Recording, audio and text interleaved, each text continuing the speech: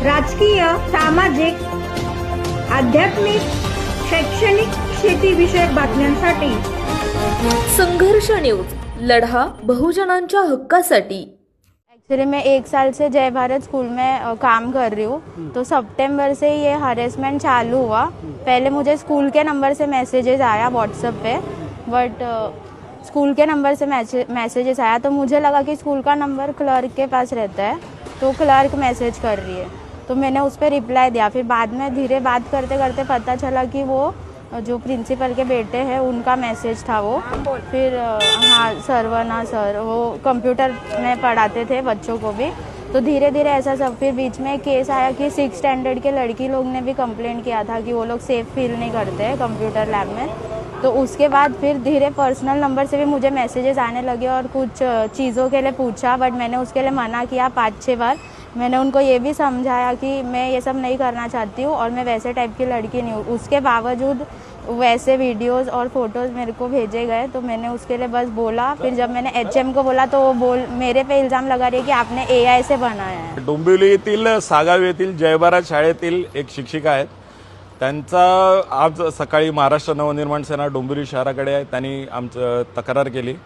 या शाळेचे जे ट्रस्टी आहेत अय्यर म्हणून, त्यांच्या मुलाने त्यांना अश्लील काही फोटोज आणि मेसेज करून त्यांना संबंध ठेवण्याबाबतच्या सगळ्या गोष्टी त्यांच्या व्हॉट्सअपवर पाठवल्या होत्या। बऱ्याच वेळेला बऱ्याच दिवसांपासून तो त्यांच्या मागे होता। यांचा वारंवार नकार देऊन देखील त्याची ही जी काही हॅरेसमेंट आहे ही सगळी चालू होती। आणि या सगळ्या प्रकाराला कंटाळून त्यांनी आमचे काही महाराष्ट्र सैनिक आणि पदाधिकारी त्यांच्याशी संपर्क साधून त्या लोकांनी नंतर आमच्याशी संपर्क साधला। त्यानुसार आम्ही आज जय भारत शाळेत इथे जाब विचारणा करता आलो होतो, परंतु त्यांनी आपला जो ट्रस्टी आहेत त्यांनी आपल्या मुलाला इथे त्या घटनास्थळावरून गायब केला आणि काही क्षणात पोलीस आले आणि आता पोलिसांनी त्याला पकडून पुढील चौकशी करता नेलेला आहे। आणि सुशिक्षित डोंबिवली शहराला काळीमा लावणारी अशी ही घटना आहे। पोलिसांच्या मार्फत आमची विनंती आहे प्रशासनाला, न्यायव्यवस्थेला, की या वासनांध आरोपीला अत्यंत कठोरात कठोर अशी शिक्षा झाली पाहिजे। माझा मुलगा कडनं काही चूक झालं म्हणून काल रात्री 11 वाजता मला समजलं ऑफिसमधून आल्यानंतर।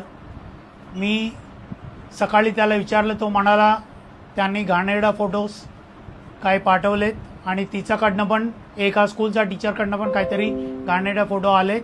तर मला समजलं की दोघांकडनं काहीतरी चूक झालं।